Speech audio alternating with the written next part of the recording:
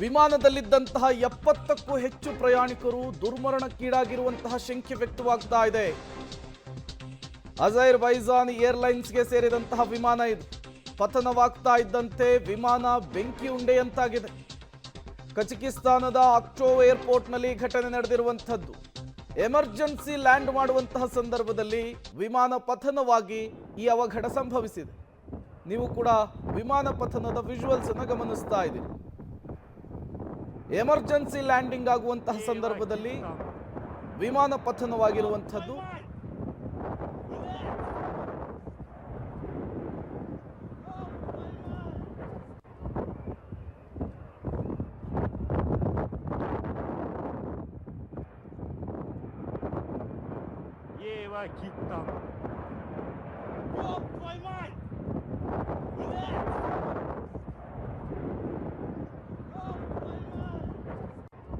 ಮತ್ತಷ್ಟು ಡೀಟೇಲ್ಸ್ ಕೊಡ್ತಾರೆ ಡೆಲ್ಲಿ ಪ್ರತಿನಿಧಿ ಶಬೀರ್, ದೂರವಾಣಿ ಸಂಪರ್ಕದಲ್ಲಿ ಜಾಯಿನ್ ಆಗಿದ್ದಾರೆ. ಶಬೀರ್, ಈ ವಿಮಾನ ಪತನಕ್ಕೆ ಕಾರಣ ಏನು, ಜೊತೆಗೆ ಎಷ್ಟು ಜನ ಪ್ರಯಾಣ ಮಾಡ್ತಾ ಇದ್ರು, ಅವ್ರ ಪರಿಸ್ಥಿತಿ ಏನಾಗಿದೆ, ಡೀಟೇಲ್ಸ್ ಏನಾದ್ರು ಸಿಗ್ತಾ ಇದೆಯಾ ಅಂತ?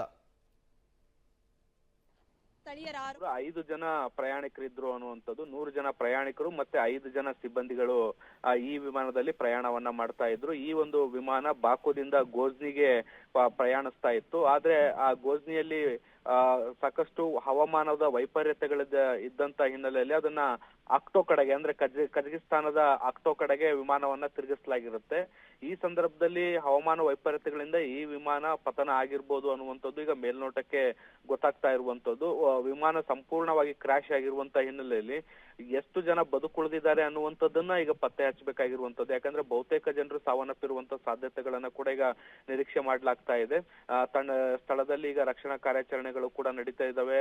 ಆಂಬ್ಯುಲೆನ್ಸ್ಗಳು ಕೂಡ ತೆರಳಿದಾವೆ. ಅಲ್ಲಿ ಸಣ್ಣ ಗಾಯಗಳಾಗಿ ಬದುಕುಳಿದವ್ರನ್ನ ಶೀಘ್ರದಲ್ಲಿ ಆಸ್ಪತ್ರೆಗೆ ಸೇರಿಸಲಿಕ್ಕೆ ಬೇಕಾದಂತ ಎಲ್ಲ ವ್ಯವಸ್ಥೆಗಳನ್ನ ಕೂಡ ಕಜಕಿಸ್ತಾನ್ ಸರ್ಕಾರ ಕೂಡ ಮಾಡ್ತಾ ಇರುವಂತದ್ದು.